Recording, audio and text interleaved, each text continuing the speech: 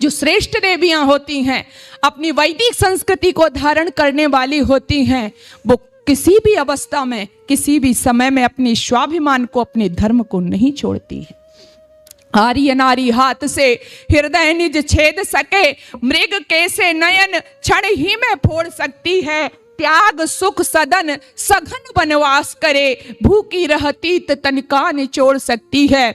ज्वलंत चिताओं में हंसते हुए कूद सके, प्यारे पुत्र प्राणों का भी मोह तोड़ सकती है।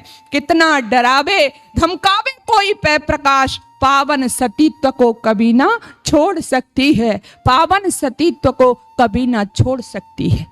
लेकिन आज जैसा मेरे से पूर्व भी कहा जा रहा था, आज सुविधाएं हमारे पास बहुत है। आज नारी ने उन्नति बहुत की है, हर क्षेत्र में वो आगे है। लेकिन हमने अपनी उन्नति का आधार क्या मान लिया? वस्त्र कम पहनना। हमने अपनी उन्नति का आधार क्या मान लिया? जो हमारे संयुक्त परिवार होते थे उनसे अलग रहना। हमने अपनी उन्नति का आधार क्या मान लिया? अपने सास बुरा नहीं मानना, अपने सासू ससुर की सेवा नहीं करना। मैंने कहा ना, मैं क्यों करूंगी? आया को रखेंगे, मेड को रखेंगे। तो ये सारी चीजें हमारे अंदर आ गई, जिसको आज हम उन्नति कह रहे हैं, जिसको आज हम प्रोग्रेस कह रहे हैं।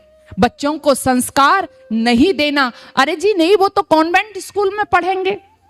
अगर मैं ऐसा नहीं करूंगी तो मेरे बच्चे, हमारे पड़ोसी के बच्चे जो हैं, उनके तो अच्छे कॉन्वेंट स्कूल में पढ़ रहे हैं, मेरे बच्चे तो पीछे रह जाएंगे। ये सारी चीजें हमारे अंदर हावी हो गई। हमने अपने अतीत को नहीं देखा उठा करके, हमने नहीं झांका अपना वैदिक वाङ्मय, जहां पर अपनी संतति का निर्माण माता किस सावधानी के साथ में किया करती थी, किन शिक्षाओं के माध्यम से किया करती। वो मानती थी कि मेरा मेन जो पद है, मैं पद ही कहूंगी, वो क्या है? मां का है। चाहे मैं कितने भी बड़े पोस्ट पर पहुंच जाऊं, चाहे मैं कितनी ही डिग्रियां ले लूं, लेकिन सबसे बड़ी पोस्ट मेरी जो है वो किसकी है? मां की है। और मां की पोस्ट, मां की कोख, इनसे कौन निकला करता था?